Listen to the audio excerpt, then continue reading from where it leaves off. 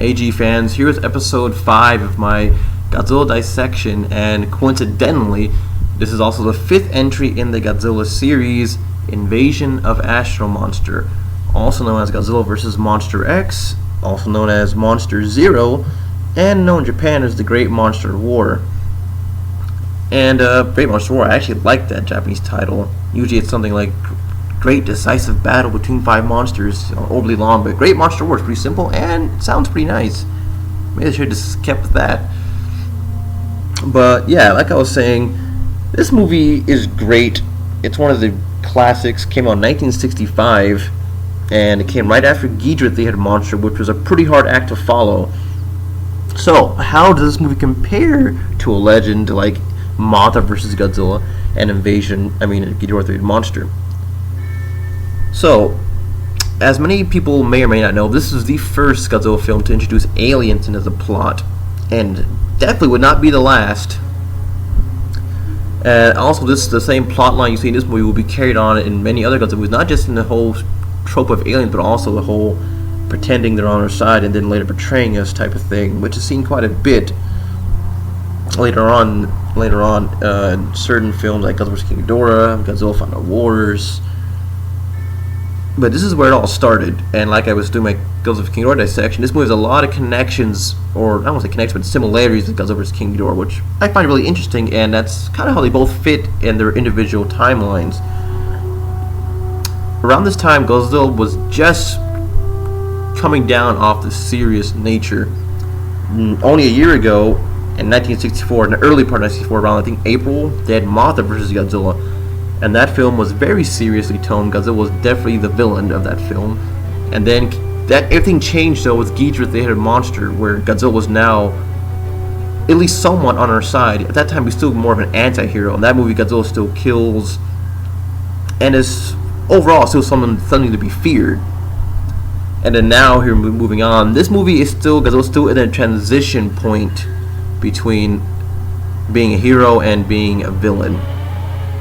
Now here, Godzilla doesn't really do much damage on his own.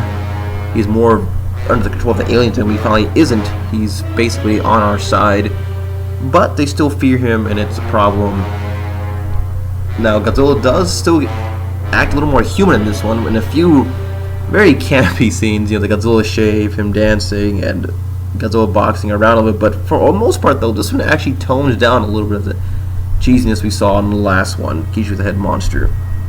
Not that I mind cheesiness either way, but this film actually, although I really like Ghidorah the Monster, I still like it more than this one. This movie itself improved on some things compared to the last film. Now, before I continue, let's go into the human cast. This one, just like a lot of Toho classics, has a lot of freaking good cast members in this one.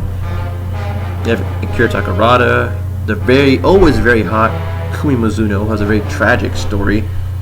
Jun Tazaki, Oza Void, and Akira Kubo. And of course, Yoshio Tsuchiya. He was very awesome in this movie. He has some of the greatest lines. This movie also stars Nick Adams, one of the very few American actors to be in a Godzilla movie, especially actually in the Japanese version. I don't think any of the Japanese Godzilla movies have Americans in them, unless it's very rare, very, very rare, especially to be playing such a major role. I mean, sure, there was Raymond Burr, who played Steve Martin in the, Return of Godzilla and in Godzilla King of the Monsters, but that was in a dubbed versions of those movies. They edited him into it. As far as original uncut version, he's nowhere to be found. So having Nick Adams in here was very interesting, and he does a pretty good job of the material he's given. I'd say he definitely does. All the actors do pretty well, and the human stories in here are pretty interesting. I like the dynamics here we see. The story by Shinji Sekizawa, who basically was writing, I think, pretty much almost the entirety of the Showa era. For several freaking years, he was writing these stories along with other science fiction movies, which is crazy. This one had a less I should probably do Ghidorah the Head Monster next to explain a little of this, but in comparison to Ghidorah the Head Monster, the alien connections are a lot more cleared up this time, and I won't go into that because it's not This is not just a monster I'm reviewing. This is Invasion of Astro-Monster, but here it's straight up aliens from another planet, you know, and not the whole alien bloodlines still remaining on Earth, stuff of that nature. You know, this one's more straightforward with it, I guess you could say, in a sense. And these aliens are basically, you know, out to get us. Basically, it comes what it boils down to. And so, let me point out a few things. This is definitely moving away from the more serious nature of the series, which to me is fine. I mean, it's still science fiction, so I don't mind it. And like I said, this was the first time aliens had come up, so at the time, anyways, it was their original thing to do for the kaiju genre. And then, you know, that made it interesting. The aliens, the culture of Planet X is very interesting. Which leads me to my favorite things about this movie, just the set designs. That's the best thing about the 60s films, at least the early 60s ones. And I probably should say, yeah, this was the last Godzilla movie with a really high production value, at least at the time. And for at least probably a few years until Destroyer of Monsters, and then after that, it really would just steadily decline. But this movie has some great sets. Not only does the Tokyo set look great, and of course Mount Fuji, but the Planet X sets look amazing. I love what they did there. It looks really freaking good. The landscape of Planet X looks marvelous. I love the backdrop, you know, the lack of atmosphere. Looks really good. The ships, of course, are a little basic. They could have done a little more with the ships, but I can let that go. It's not that big of a deal. And, of course, the Exilians themselves. They're interesting. I don't know why they always give the aliens funny outfits. I mean, for the most part, the outfits are fine, except for, I guess, the little needle they have on their heads. Looks kind of dumb. But, hey, you gotta love those shades. But yeah, as far as aliens looking good, I think the best aliens still go to Destroy All Monsters, the best looking aliens. And not just because they were all women race of aliens, but because they actually, you know, had a decent, like, outfit and not really weird tights. The little Aladdin shoes. Interesting, but yeah, a little dated as far as the look of the aliens, but that's not a big deal to me. I still thought they were very interesting. Now, the basic story, if I didn't go over already, is basically the fact that, you know, pretty much monsters are not really involved in the story until the whole aliens arrive on Earth. And then from there, they tell the humans their plight, that they would like to borrow monsters to get rid of King Ghidorah, who is now basically inhabiting Planet X. And so with that said, the humans agree to get rid of Godzilla and Rodan. Mothra is not in this one, surprisingly, which is odd, but why not? It would be too much of a rehash, I guess, to do that entirely. So with that said, they bring Godzilla and Rodan to the aliens, and then from there, kaboom! Godzilla and Rodan defeat King Ghidorah. Things all seem well, and then they basically fuck over the human race, saying, "You guys have 24 hours to comply before we start kicking your ass." And thankfully, they don't comply. So then we get some really great scenes, and then eventually humans found a way to, you know, intervene and get rid of the thing that's controlling the monsters. And then from there, you know, interesting battles happen, and it's a pretty simple story. Very interesting one at that.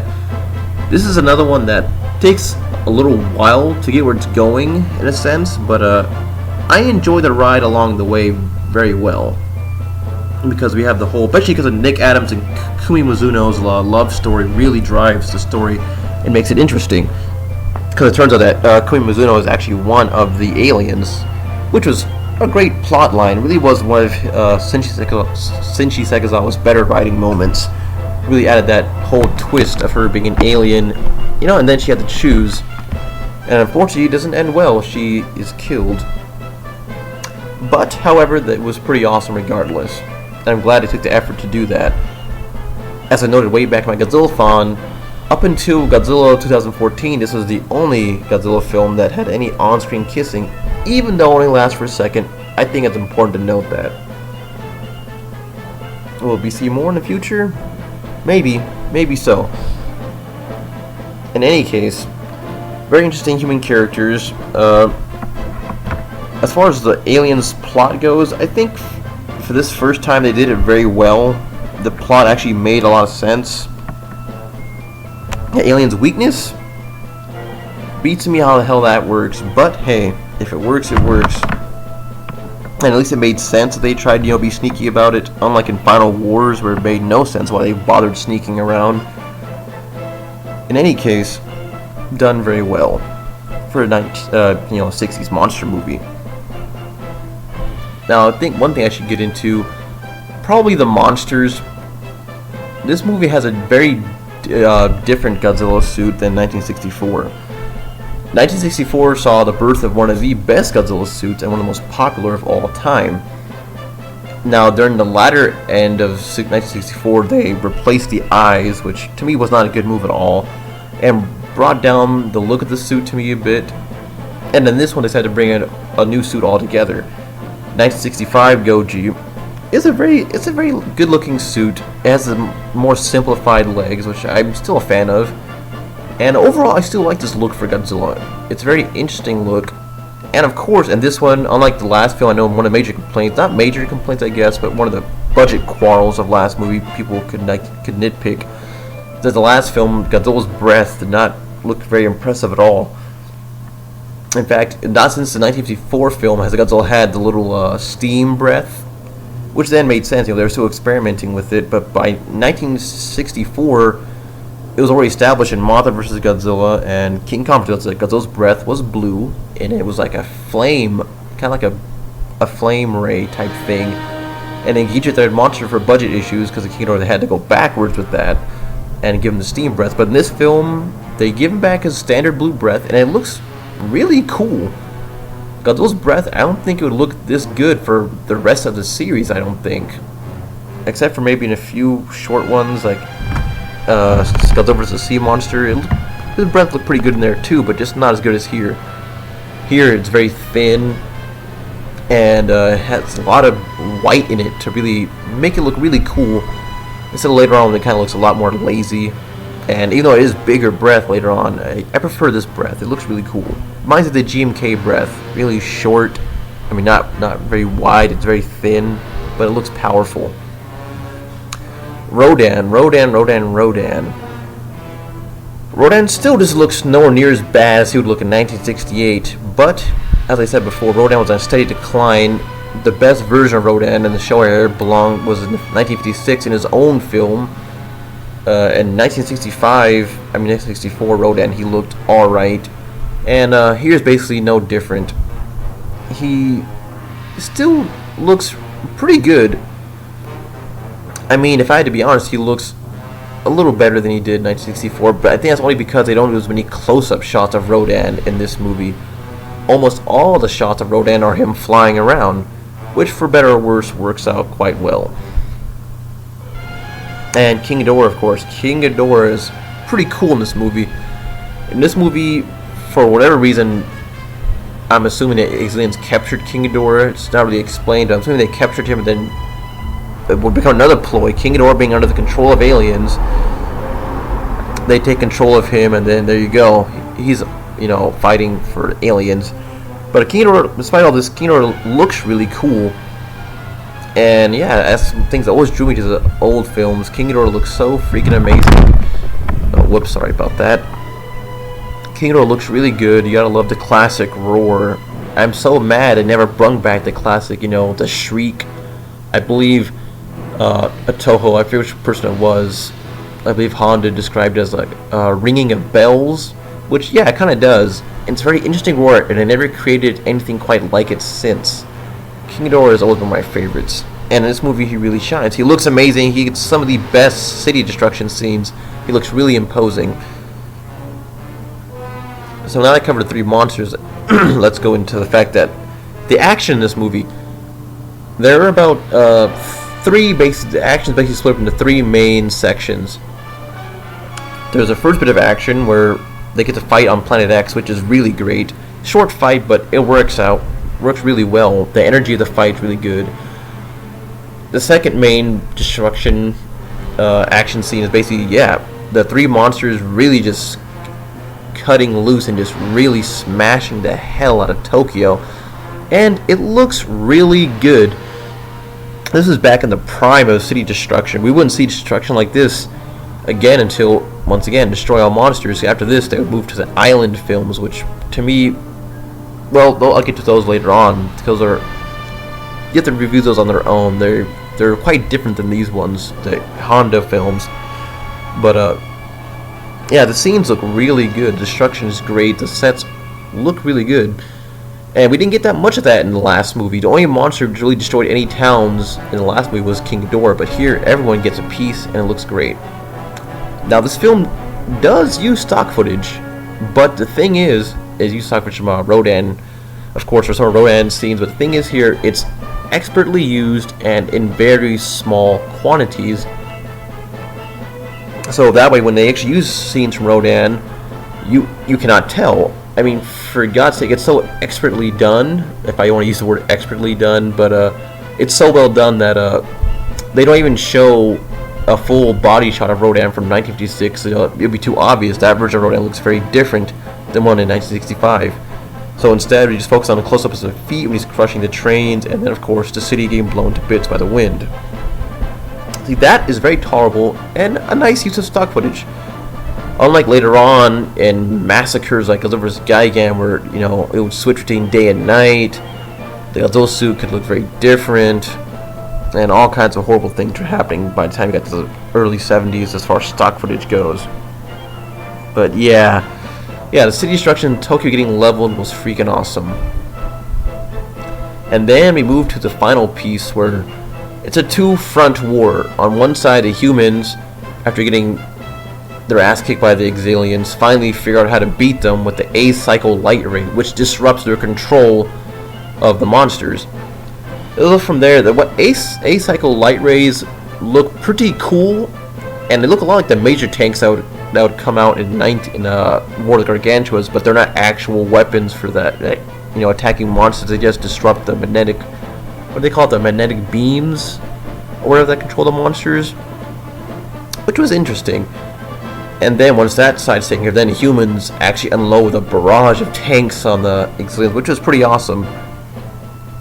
And then from there, with the control of the monsters finally over, Godzilla and Rodan do what they're supposed to do and take out King Ghidorah all on their own without the help of Mothra, surprisingly. And once again, it's another really good fight. It looks really good. It was the first time that Godzilla actually used his heat ray against King Ghidorah. And it has little to no effect, surprisingly. But once again, a really good fight scene that ends with all of them tumbling into the sea. Surprisingly, the only person who flies away is King Ghidorah. So it leads you to wonder what exactly happened down there. We don't know. Although we do know that fact that later on Godzilla will wash up on the islands, and that's where the next adventure will take place. It is interesting to think with that connection. At least movies were connected back then. I'm assuming Rodan stayed in hibernation, I suppose, until he was picked up and then placed on the island in Destroy All Monsters, because after this film, Rodan doesn't really have any more major appearances until, timeline-wise, Destroy All Monsters. All the rest of the films, which take place in the 70s, surprisingly don't feature Rodan, who was one of the best monsters, if you ask me, of the 60s and the show era in general. But nonetheless, he doesn't appear again. And when he does in 1968, he looks really freaking awful. But hey, that's something else for another time. And of course, the music. The music in this one's really good. A lot of the cues that were introduced in the last film are brought back for this one, all except the Mothra theme. But it works really good with the movie. It really does. This film is definitely one of the best, if you ask me, of the Showa era. Oh man, I probably would stop doing this, but this film definitely 8 out of 10 for me. The only thing I rated down just a little bit, just certain things that might get in the way of modern audiences enjoying it. Just depends on your taste, I guess. Some of the sci-fi cheesiness, it can hurt sometimes if you're looking for more serious film. Of course, there's other kinds of films out there for that kind of taste. But Invasion of Astro-Monster is really fun. That's the good thing about it. It is really fun. And it delivers a lot of monster action. While other films may take a little bit longer to get to it. And this is still at the high point of the series where the effects and the set designs and the acting were still really good and very interesting. Unlike what would happen later on, beginning in the late 60s with Godzilla vs. Sea Monster, when certain things as far as quality and writing and sets would begin to deteriorate very rapidly henceforth, especially after Destroy All Monsters. But this is a very good entry. It is a very fun watch. I watched the classic media version. I bought the classic media DVD and watched both Japanese and English version, and there are only a few differences. The dubbing of this one is actually not that bad. I could watch either version, honestly, although there are certain things I don't like. Some of the dialogue in the dub version is really bad. I don't know why they say some things they do. But either way, though, you get almost the same experience watching it in Japanese or subbed, which is the great thing about some of the first ones. About the show era in general, I guess you could say. Yeah, the American version doesn't cover any vital scenes. The only thing that really changes is the opening credits. They changed the theme song. The theme song in the original Japanese version is the Japanese march, the military march, which we hear later on in the movie. Which is a great soundtrack, by the way. I love that soundtrack. Really great soundtrack, but instead they changed it more in American cut to a very ominous, very out of this world type of track, which only plays once in the movie, but in American cut it plays twice in the credits and when they're initially excavating Godzilla and Rodan from their slumber. Yeah, so to me it's a very interesting film. You know, it's still at that transition point where Godzilla is not quite yet the hero he will become later on in the series. Not quite our friend to humanity yet, but a very fun sci-fi adventure that I think anybody can get into. So definitely check this one out.